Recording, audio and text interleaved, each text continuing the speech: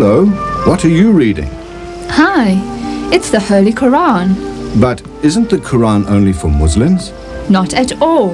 Its teachings are addressed to all humanity, from heads of state to everyday people like us.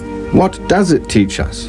It's a book of life for life. No thinking person should pass through life without it. Where can I get a copy? From the IPCI, 124 Queen Street, Durban.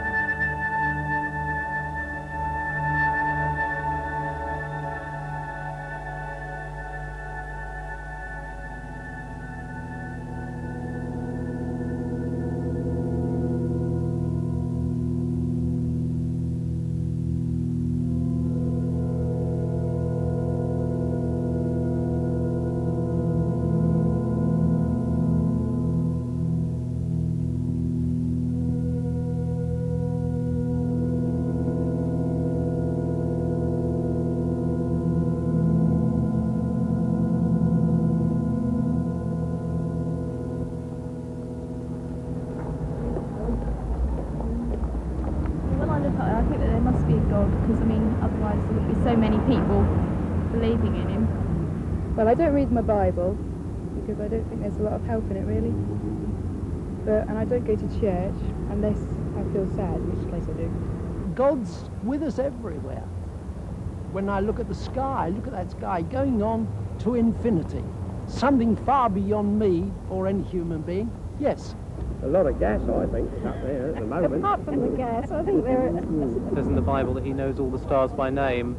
That speaks to me of God's great power and his great glory. And when I look at the small, intricate things of nature, it speaks to me of how God has taken care of even the smallest manifestations of creation.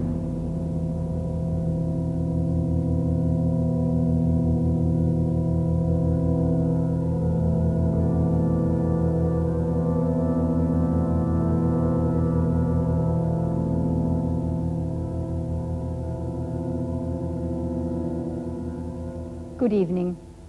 Well, are we small manifestations of God's creation, as the man on the film said, or purely products of chance, who for their own comfort have invented the idea of God?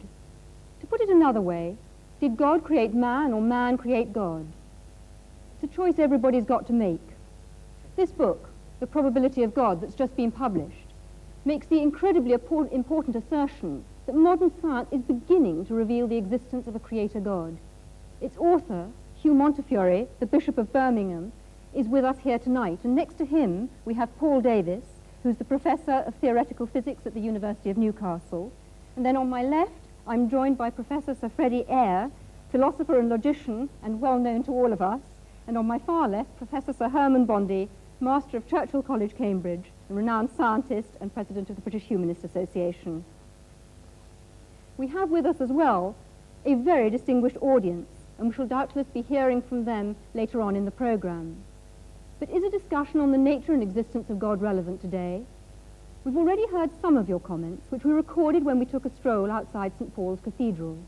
To our surprise, we found most people rather interested in the idea of God. What's your God like? Someone I can talk to when I'm feeling on my own, I suppose. The way he's normally portrayed is as an individual, something in man's own image, and I don't believe that at all. I think he's got a lot of value for a lot of people, especially for lonely people and old people, probably. And for you too? He's my sort of reserve when I'm on my own. He's fit, he's got a beard and long hair. Black long hair and a black beard. I don't think he's like a person, but he's just a voice. I think he's great and he just helps you. And then in the night, sometimes in the dark, you feel so scared. But then when you think of God, you don't feel scared anymore.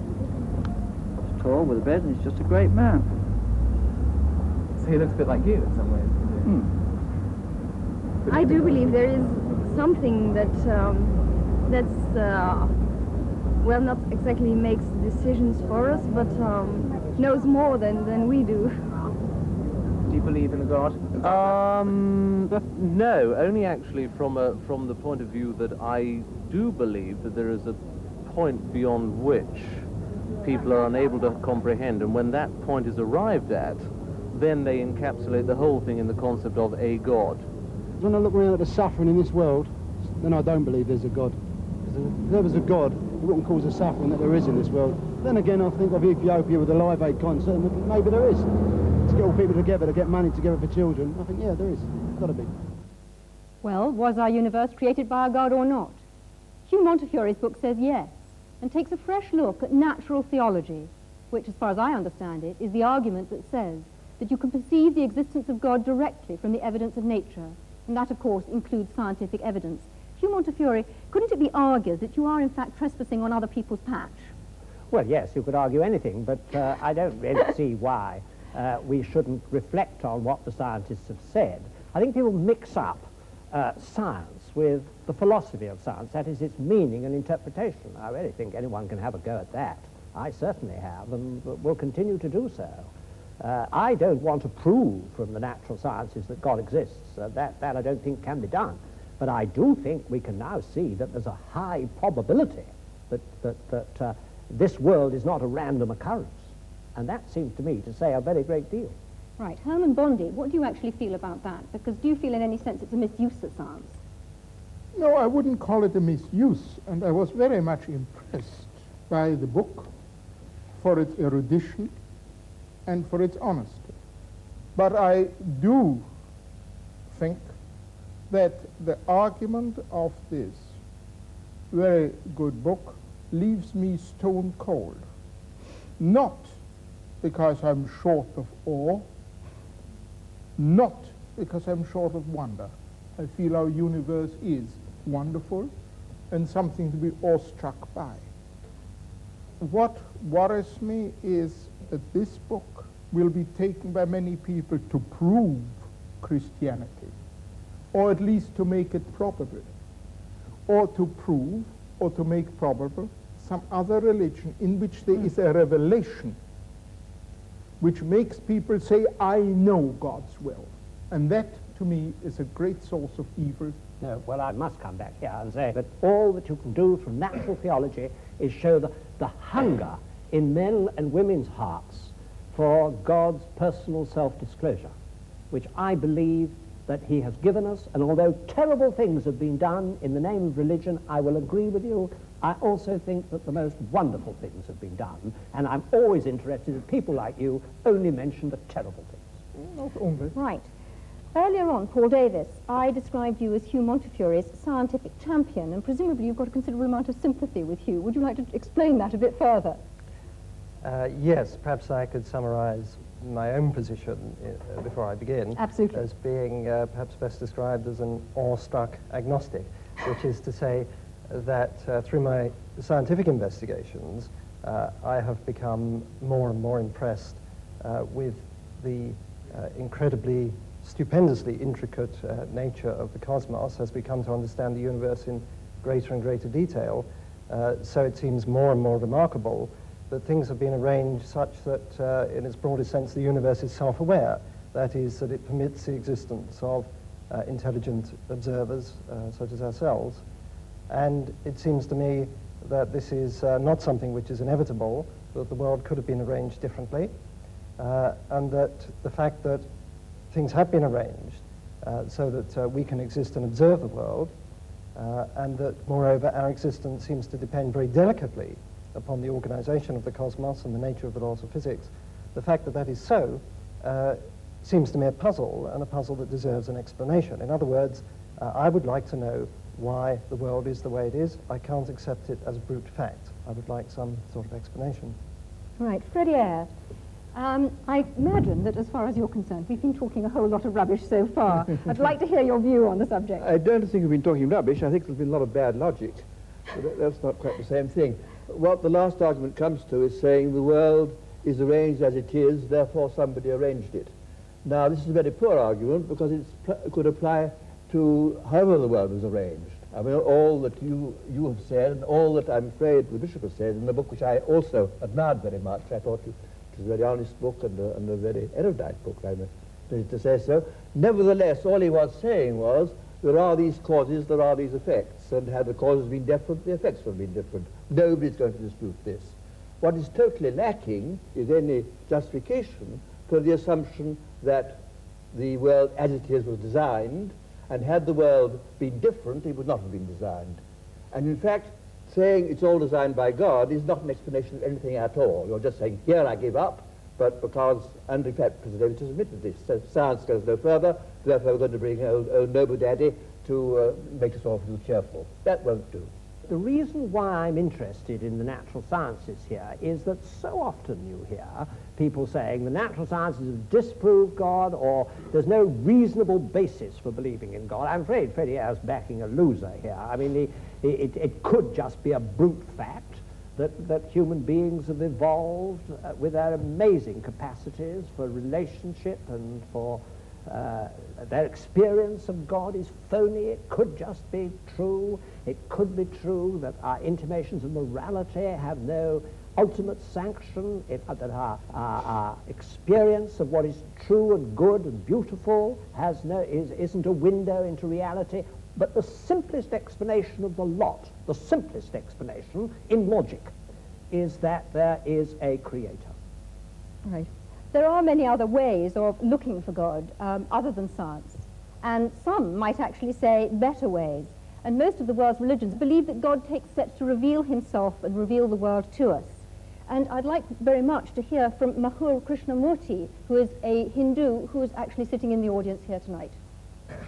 The Hinduism says very clearly, as far as the creation is concerned, it's not just God created the world and just left to itself. God himself became the beings, and the Hinduism strongly believes in God who creates, protects, and ultimately he dissolves. This is the belief of God, and the Hindus worship him with form and without form. The nature is the other face of God, and the Hindu strongly tries to describe the indescribable by worshipping him by various images. Can I go to Ahmed Deedat to talk about the role of revelation? You see, the Muslim believes that God Almighty, he reveals his messages in word form. And in that word form, this book, the Holy Quran, was revealed through the Holy Prophet Muhammad during the 23 years of his prophetic life. And it deals with these problems more directly instead of guessing. And God Almighty, he reasons with his creation by asking him questions. He said, now, how can you not believe in God? How can you not believe in him, seeing that you were non-existent and he brought you into being? And he will cause you to die, and he will bring you back to life again, and to him will be your return. So how can you not? In other words, the way you have been computerized, the way the Creator made you, you would naturally deflect towards God as the magnetic needle does towards north. Can I just ask you whether your God is the same God as Hugh Montefiore's, the bishop's? it is the same God, except that in our concepts we differ. You see, the Archbishop, ultimately he will come to making Jesus Christ as God, a God incarnate. Now, the Muslim says, no, God is God and man is man. Right, can I move on now? Philip Eden, as a Buddhist, what in fact do you feel about this? Because your concept of God is quite different. Yes, well, as far as Buddhism is concerned, there is rather a different approach. We feel that there is a fundamental reality or truth or ground of being, which of course is in everything and behind everything. I think that many of the followers of theistic religions tend to believe that God is out there somewhere in the cosmos, and that it's necessary for human beings to try and somehow establish a relationship with him. As far as the Buddhist is concerned, that reality is everywhere and in everything, so that the task of the individual is to understand that reality in himself. And that is the methods that are developed in Buddhism to help somebody to come to that realization. We feel that the problem with a creator is that inevitably one must then ask the question, who created the creator? And that, of course, is endless. You can go on and on doing that. So somewhere you have to start with the first cause, and surely the first cause is the universe itself. Man is one way in which the universe experiences itself. But your God is obviously very different then from Hugh Montefiore's God. There's a point that Herman Bondi raised about, you know, the fact that many terrible things have been done in the name of religion. And I think it's perhaps important to point out that probably the reason for this is that people for a long time, I think particularly in the West, have had this concept, you know, I'm here and the truth is over there somewhere, and there is a narrow path that leads to that truth. If you have that concept, which I sort of think of as a fan-like concept, then inevitably, if you believe that you have found the right path, all the other paths are wrong, and your task is to force everyone onto that narrow path. Surely it would be so much better if we had this concept of the truth being, as it were, at the center of a circle. We are somewhere on that circumference, and there are many different paths that lead into that truth. And the thing for us to realize, I think, is that the particular path that we choose is very much a personal thing. And it depends on many different factors. It probably depends on the person that we have met that may have explained that path to us, and various experiences we've had. If only we realize, all right, this path for me is the right one at this particular time, but that does not invalidate the other paths. But are you saying, therefore, that there's only one truth, that we only have one truth that we can actually listen to and experience? There can only be one truth with a capital T, one reality.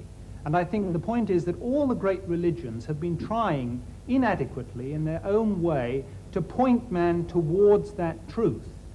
But for heaven's sake, don't let's have this idea that there is only this one wretched, narrow path and that all the others are wrong. All right, can I move the discussion on and say that we've dealt to some extent with revelation, but other people who are believers, and Hugh Montefiore has, if you like, supporters who don't only argue from design, would say that it's much more about experience and not about either design or revelation at all. I hope he wouldn't. And the experience, not Hugh Montefiore, other people would. And Sorry. the experience is God showing himself to us or us feeling him.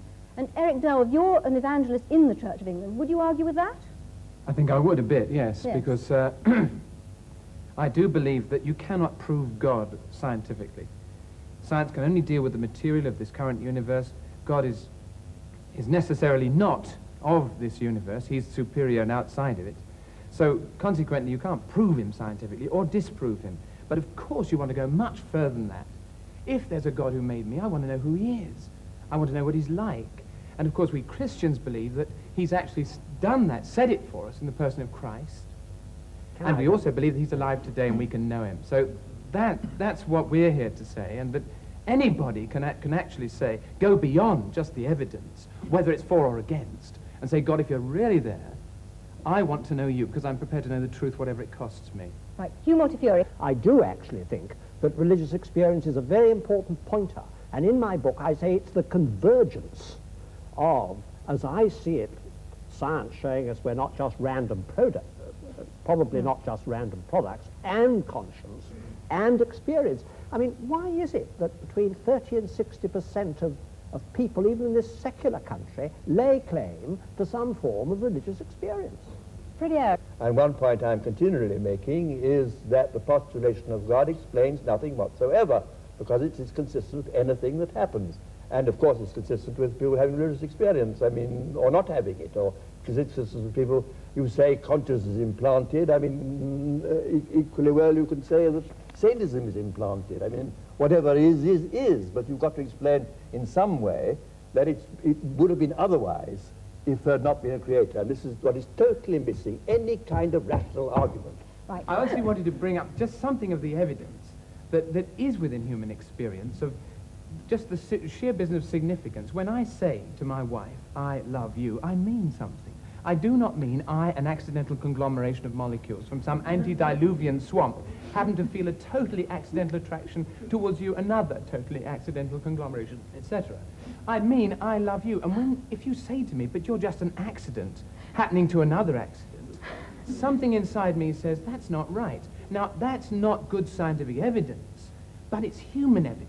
And I don't honestly think you can ignore it. It's part of humanity. And in the end, what it means is, I mean something because there is a meaning, and there's a meaner. I must protest against the previous speaker's grotesque misuse of the word accident. I have a wife too, and I love her very much. When I say that I love her, I don't accident. I don't believe that she came into the world uncaused any more than that I did, or my love doesn't have a cause, psychological cause. This levity in using these words shocks me. But Freddie, you do think that both you and your wife are the product of an ultimately meaningless process, don't you? If you mean that I don't think that our existence was planned by some supernatural being, yes. No, but meaningless. I do not accept the word meaningless. I do not think that my love for her is meaningless. I think my love for her has a very great deal of meaning. It's very intense. Has meaning for you, and but for no her, ultimate meaning. I don't know what ultimate meaning means here. I'm going to move on because, in fact, we've gone slightly off part of our subject and we haven't looked at other ways of experiencing God. Many people say that there is a different way, a much quieter way of experiencing God. Can we ask Sister Martina Hayden? I mean, I've listened with great interest to the arguments, and I couldn't help looking back over my own life. I mean, I found myself a Catholic, born in Catholic Ireland. I thought there was nothing else in the world. And my journey has been about finding out all the different aspects of the truth. And I went through all the phases of trying to prove the existence of God, from arguments and learning about the first cause, uncaused, and it left me as cold as ice. It just didn't do anything for me as a person. And I think in these last years it has been much more about looking for God within the design of my life, actually seeing design in my life, how somehow I am being led. I mean, even the fact that I join an order which is dedicated to searching for truth is not, to me, an accident. And I hear all the different truths, and I'm really excited about what's happening in science. Because I can see that that really is, there's a convergence of truth. And there's so much more humility. I'm not saying I'm humble, as they say, if you say you are, you aren't. But I'm saying that scientists, theologians, people in general are much more humble than they were, say, 20 years ago. I mean, I was locked in combat with Freddie Eyre 20 years ago or so about conscience. I wouldn't argue that way now. I don't want to. Well, I can't match his mind, and I don't think the mind can actually say it all. I find myself going to my heart about religion, and I just discover more evil in myself and more good as I go along.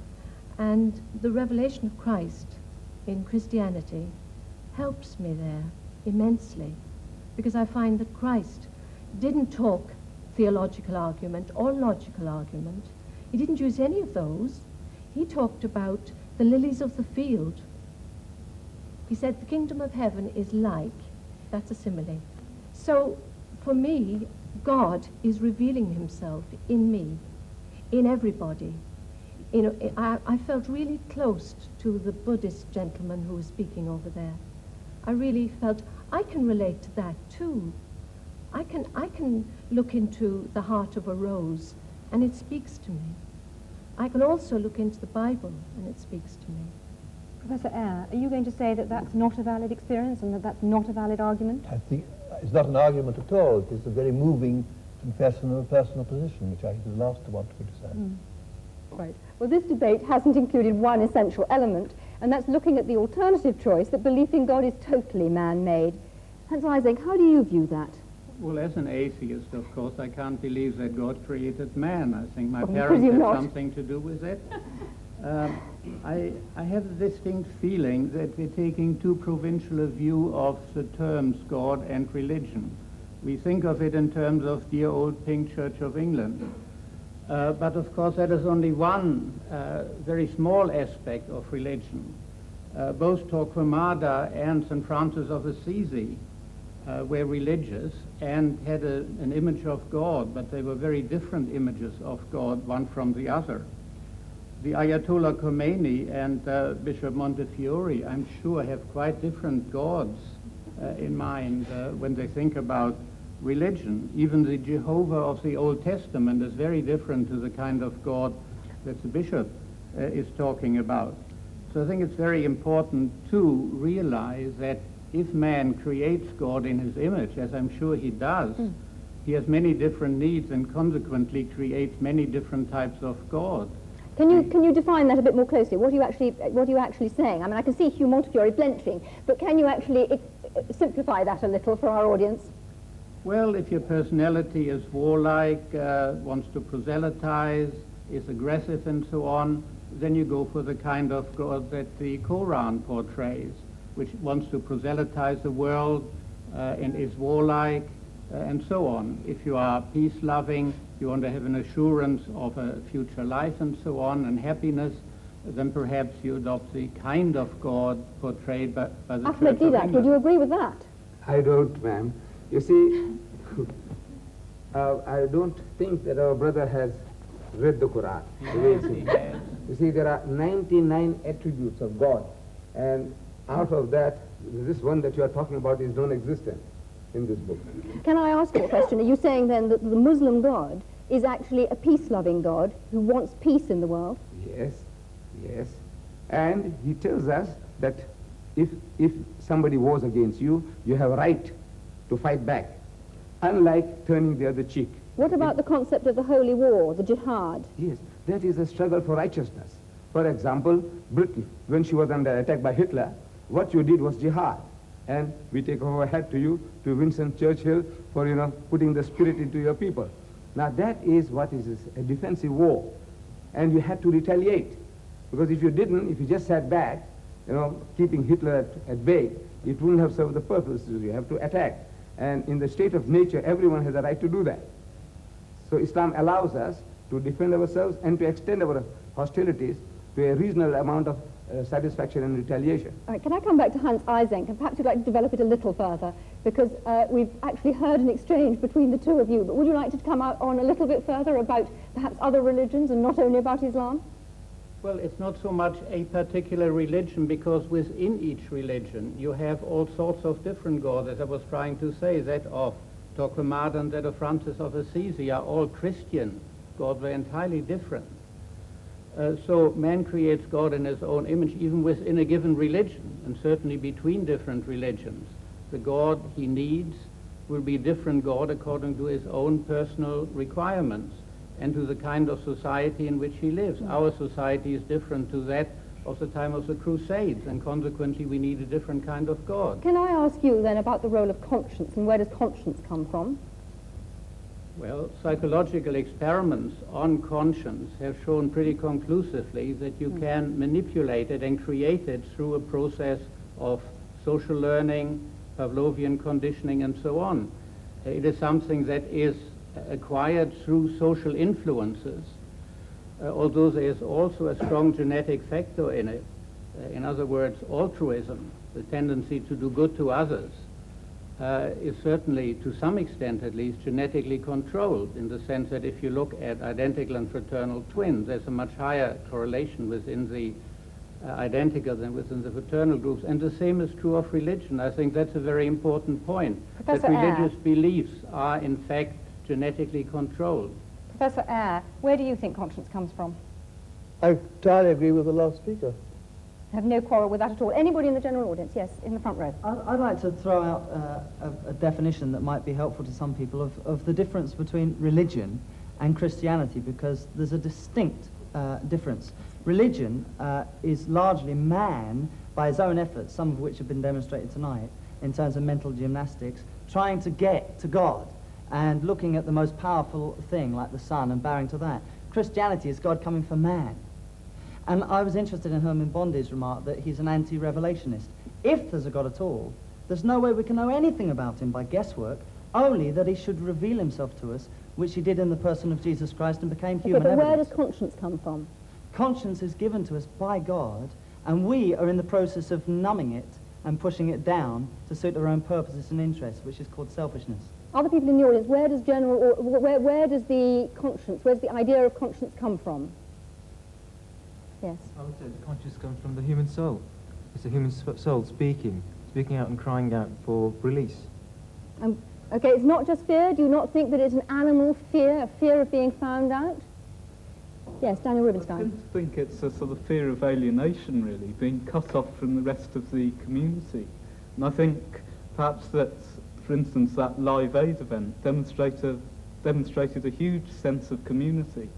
Everybody wanting to join yes, in. Herman Bondi, would you share that? Well, I certainly feel that we are basically herd animals, and that all herd animals must have feelings like conscience. Hugh Montfort, what do you feel? Well, I don't think conscience is to be equated with either wish fulfillment or going with the herd, because my conscience often forces me to stand out from the herd. I think it is the God-given means by which I have to act responsibly. And I think that is how it's evolved is something for the I don't understand it in animals. I look to the scientist, I look to the psychiatrist to see how it functions with the ego and the superego. I'm not talking about that. I'm talking about what it actually is. I think it's the God-given faculty by which we can behave responsibly, and it's not to be equated with things like utility or welfare or wish fulfillment or anything like that. I must protest against this assumption certain faculties are God-given as opposed to others. I disagreed, for example, with your musician when he talked about love. Indeed, I mean, love is a human emotion, but there's no particular reason to single that out as pointing to the existence of a supernatural being any more than the other human emotion. I mean, all human emotions are to be accounted for in the same sort of terms, in the kind of terms Professor Ising or one of his colleagues would account for them. And just to single out love is quite arbitrary. I mean, the assumption is that we are naturally egotistic, predatory, and so on, and that only because of some supernatural agency do we behave decently to one another. This is absolutely contrary to the facts. We have, in fact, as even David Hume pointed out, principle of sympathy, innate principle of sympathy, as well as an innate principle of egoism. And one no more needs a divine explanation than another. William Houghton. Look, let's get this straight. There is no reason on earth why we shouldn't go around acting like perfect pigs to all and sundry. There is no big Monty Python foot poised to come and squash us if we act badly. Yet, a lot of us do act well towards our fellow man. But why should we not? That was just the point that I was making. Because I was just protesting against your assumption that it's somehow natural for us to want to be decent to one another and unnatural to be decent to one another. What possible ground have you for that assumption? In this world today, my experience is that it strikes me that more people are being unreasonable to each other than are being reasonable. Well, in that case, you should be Manichaean and believe in the devil. If you're taking your deity as accounting for human attitudes, that's the way you should go. Well, totally illogical. Professor Eyre, all other species are selfish, basically, aren't they? No. No. By no means. By no means. Go ahead. Herman Bondi. But I wasn't saying that our being herd animals means that everybody has to move with the herd. What I do mean to say that we are not solitary beings. We've got to have the faculty, as other animals live together, to get on in some fashion with each other. Tina Mehta. You just mentioned the devil with great aplomb, but the devil's best trick is to make man believe he does not exist, and I think that's what the problem is, that, you know, we are in a state of chaos suddenly instead of harmony. And it is the state of harmony that we are trying to create in this world, and not distort the minds of children by showing them violence and explaining that that violence is necessary to bring about harmony. Mahul Krishnamurti. The Hinduism clearly says, what is God? Answer to our dear friend's question. God is truth, God is love, and God is good. Whatever name you call, it is God. Why allergy to the name God? Love, beauty is God. So you don't actually feel that he's supernatural, so that God is supernatural. Hugh Montefiore, what do you feel about that? Well, I do think that God discloses himself in the smallest particle of matter, and in our human relationships, and in love is to me a window into God. But I do think that he has supernaturally disclosed himself to us. That's why I'm a Christian, because I believe that he has been incarnate, as you said. That's what Christians believed. I believe God was incarnate and suffered the worst that people could do to him. And this is, to me, the only way I can see my way through the problem of evil. Can I just remind people, and perhaps Hugh Montefiore in particular, of Einstein's concept of God, which was, yes, God who made the universe in wonderful ways, but had not the slightest interest in us human beings, and was a totally impersonal thing that couldn't possibly care for our prayers. I want to talk to a psychologist next, Leslie Francis. I would like to go back to the question you keep asking. Did God create man, or did man create God? And I see that as a deceptively simple kind of language used. They're two completely different order questions. It is for the theologian in me to come to the question, did God create man? But the psychologist in me would want to answer your question in a different way. Did man create the image of God? He cannot go beyond looking at image. And I suspect what we've heard in the discussion tonight is a whole lot about the variability in the image that is used, but we haven't been able to get on to the ontology beyond that image. I'm sorry, everybody, but we've run out of time. The choice that is open to us is whether God made man or man made God. It's now over to you. All that remains for me to do is to thank the audience for their contributions and, of course, the panel. I'm sorry we didn't have time to say any more, and from me, good night.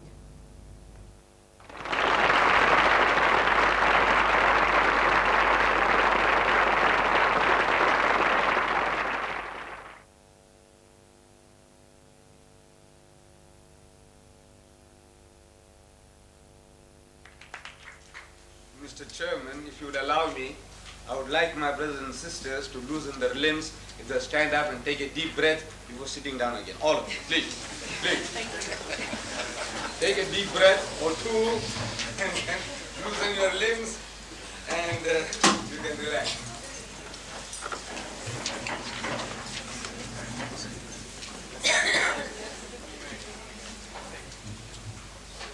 The previous two lectures, Chairman, ladies and gentlemen, the previous two speakers, have been dealing with this theme of the East and the West getting together, meeting. The East meets the West. It's a kind of a symposium we have been having. And in that symposium, the subject of law seems to be very technical and very dry. And to build bridges between the East and the West, as now, most probably in the minds of the organizers, they have taken me as a man from the East. And they are right in that I have really come from the East. I am a man who was born in India some 60 years ago. So I am really a man of the East. But now, since the theme that has been selected for me is religious, about Islam, now I take exception to Islam being described as a religion of the East. If we take Islam to be an Eastern religion, then Judaism and Christianity are equally Eastern. because Islam, Judaism and Christianity, all these three originate in the same geographical area in the Middle East. Though I personally come from India, and my forefathers were Muslims, born Muslims, originally in the very dim past Hindus. But now to share this East and West, for the moment if I agree that Islam is from the East and the Western religions would be then Judaism and Christianity, for the purpose of this discussion this evening, I will accept that. So what is the relationship between these three? Judaism, Christianity and Islam. In reality, from the Muslim point of view, these three are not three religions. From the Muslim point of view, it's the one and the same religion on different levels. And in the fundamentals of the teachings of Moses, Jesus and Muhammad, there is not an iota of difference. Sounds surprising, doesn't it? In the fundamentals of the teachings of Moses, Jesus and Muhammad, there is not an iota of difference between these three. And I prove it to you. I said, you see, the very first commandment, as it was given by God Almighty to the Holy Prophet Moses, in Hebrew, this is what it sounds like. So, Shama Israelu Adonai Eloheinu Adonai Echad, which means, hear, O Israel, the Lord, our God, the Lord is one. Some 1,300 years after Moses, a learned man of the Jews, described as a scribe, he poses the question to Jesus in the Gospel of St. Mark, chapter 12, verse 29. He said, Master, in the Hebrew language, Rabbi, what commandment is the first of all? And Jesus answers and says unto him in the Hebrew language, Shama Israelu Adonai Eloheinu Adonai Echad. Hear, O Israel, the Lord, our God, the Lord is one. He repeated word for word what was given by Moses some 1,300 years before. Not an iota of difference in the fundamental, as given by Moses and Jesus. Coming to Muhammad, some 600 years later, after Jesus Christ, a Christian deputation approaches Muhammad in Medina, and they have a discussion, a dialogue for 3 days and 3 nights. During the course of this dialogue, the spokesman for the Christian poses the question. He said, "Oh Muhammad, all right, tell us now, what is your concept of God?" And Muhammad, as the Muslims believe, was made to say, on the authority of God, in the Arabic language, he said, "Qul huwallahu ahad." Say, He is God, the one and only. Muhammad said, Ahad. Jesus said, Echad. Moses said, Echad. I'm asking, what is the difference? Actually, it is the same word meaning the same thing. The difference between Ahad and Echad in Arabic, if it was a blackboard here, I would have written it for you. If I wrote Ahad, and to make it into Echad, I just have to put a dot on the Ha. It becomes Ha. That's all. It's only the difference of a dot in the calligraphy, in writing.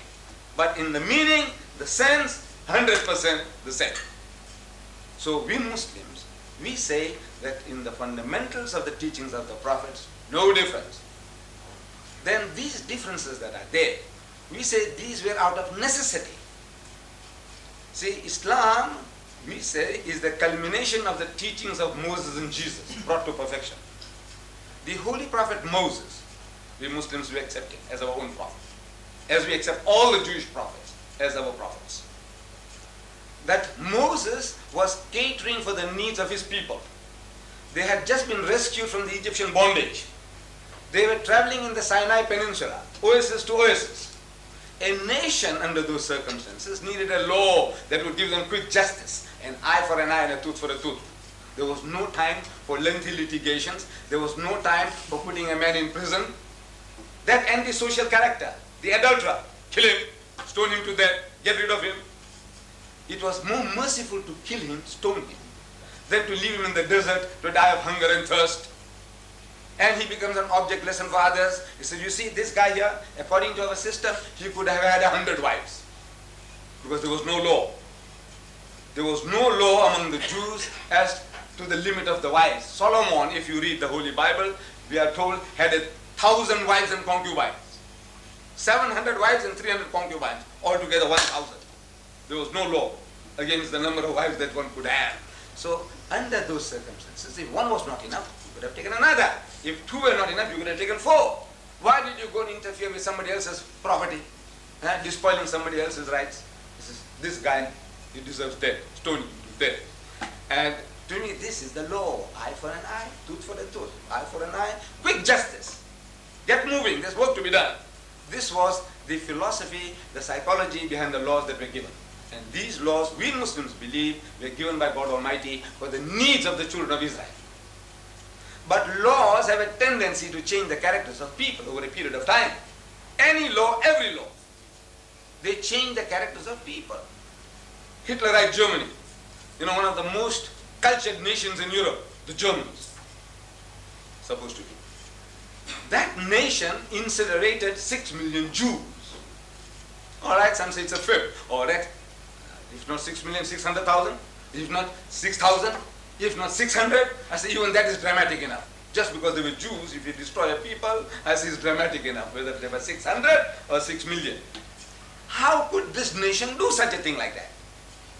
The land of Goethe and Beethoven, cultured nation. How can they do that? No, we can all be programmed. You see, under Hitler, they programmed the Germans and said, these are parasites. These people here, the Jews are like this, the Jews are like that. And once you work up a nation on that level, emotionally, and even the good-hearted people, they can see what's going on. But there's a closer eyes. They say, look, they deserve it. They deserve it. And they allowed 6 million Jews to perish. Laws. In our own country. We are living in this country, everything is based on color. And because everything is based on color, we become color conscious. To such an extent that from my own experience I can tell you that since I'm a talker, I talk religion, I love to talk. And I have been inviting people, the whites, Jews, Christians, of course the blacks as well, Indians, Africans, coloreds, but I'm talking generally about the whites now. I have had hundreds of whites coming to my home. No, I invite them. They enjoy my dinner, they enjoy my food, my curry and rice, my spices. They enjoy it, and they enjoy my talk. Because everything that I'm speaking is from an angle which the man hasn't seen before. So he enjoys my talk, and he enjoys my food. But no white man has ever invited me to his home for a cup of tea, yet. And I asked them, they meet me subsequently in the street, Mr. and Mrs. Daniels, Leopold Products, I don't know if they still exist in Mobile, Leopold Products. He was at my home. Mr. and Mrs. Beer Brothers, the furniture people, they were at my home. Mr. and Mrs. Baynard, the Jews, they were at my home, I don't. But I said, nobody ever invites me to his house for a cup of tea. When I meet them in the street, they meet me and say, now how's the missus? I said, she's very good, she's very well. He said, convey my regards to her, which I do. But nobody says, what about coming home for a cup of tea? So I asked them.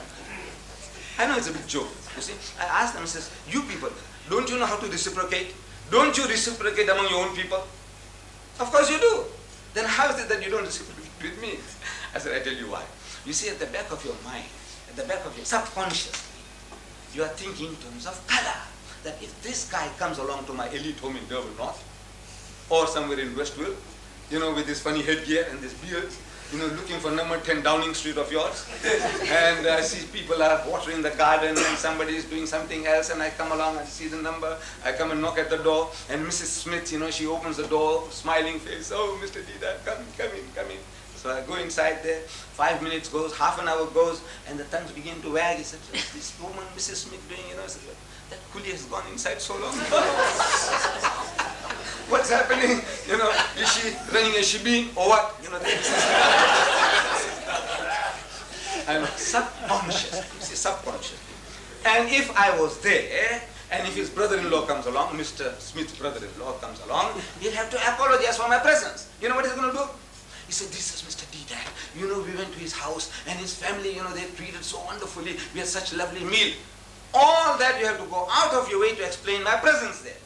If it was another Mr. Brown, he says, this is Mr. Brown. He says, hello, hello. But Mr. Deedat, you have to explain, how does it happen that this fully happens to be here?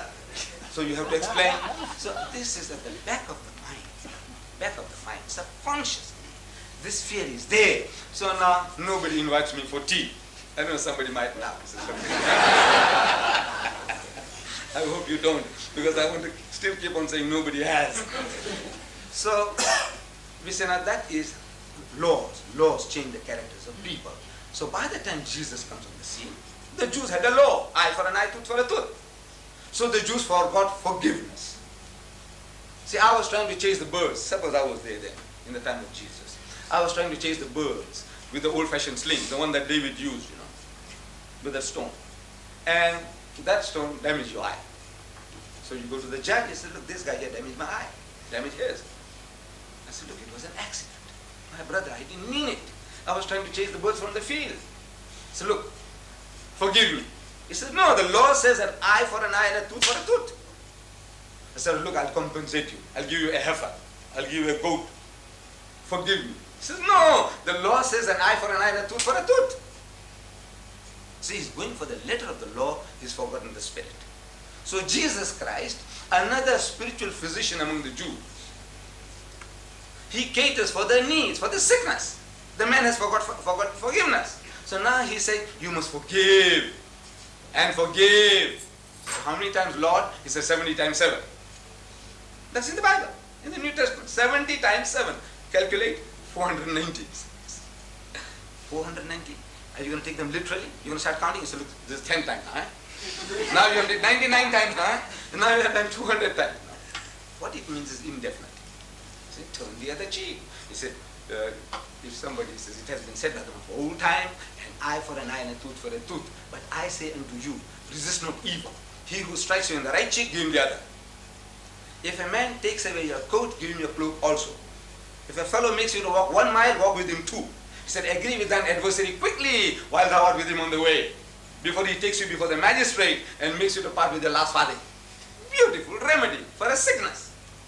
But I said, you haven't got that sickness. I was telling the British, I was there in London in July, and I was on BBC.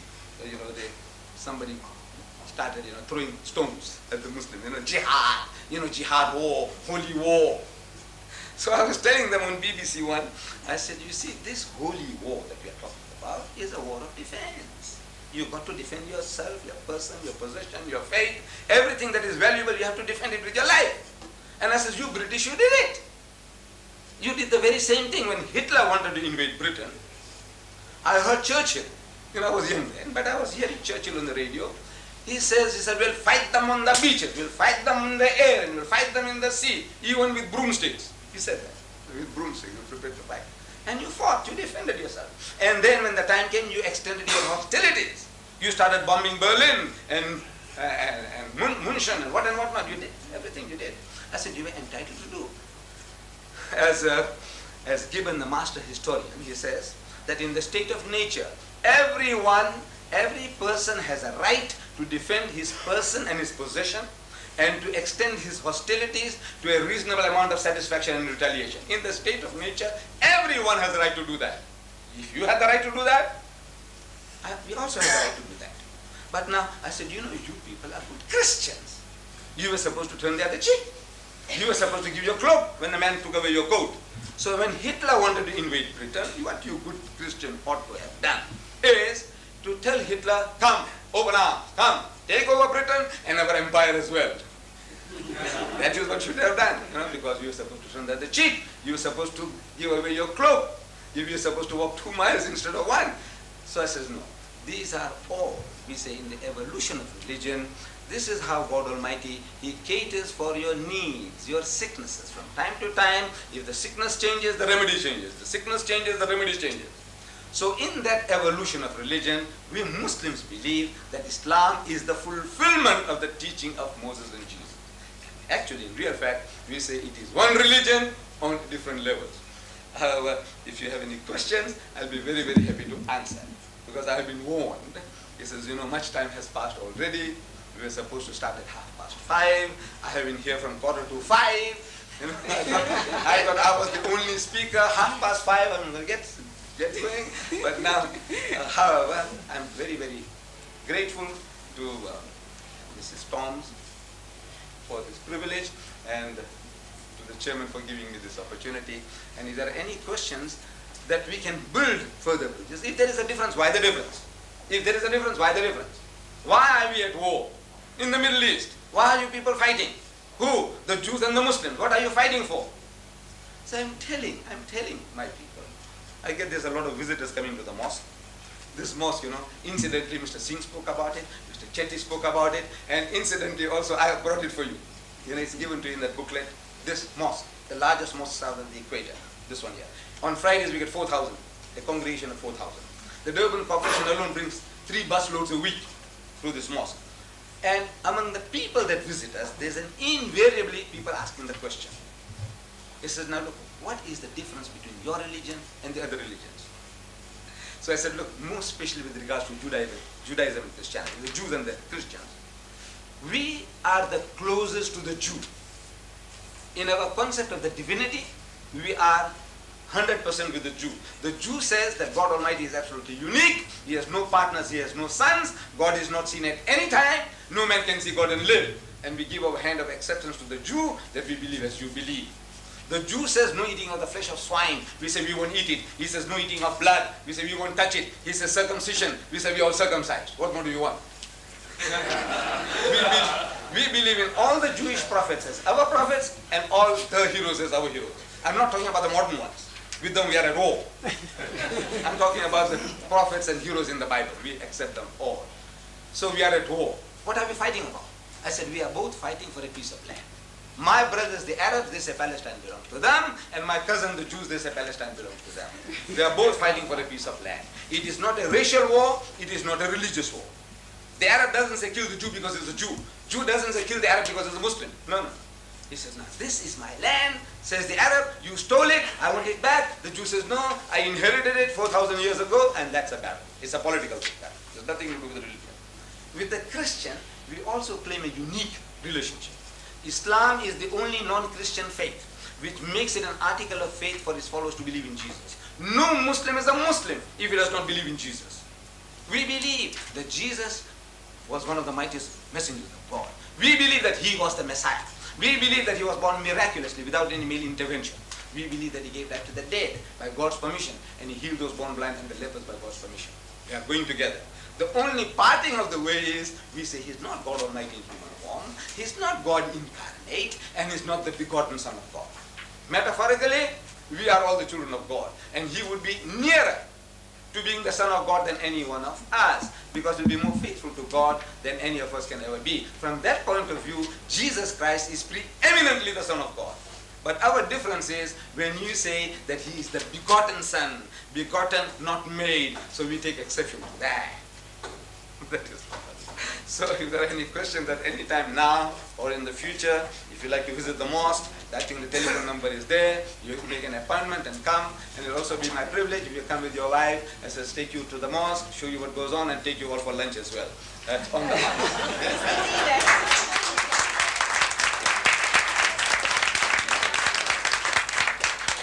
Yes? My hostility is that I invited you to my house. Right. To partake of what we're going to have before I even knew you. Yes, so thank you. eat your word. No. I won't. You see, you had a motive.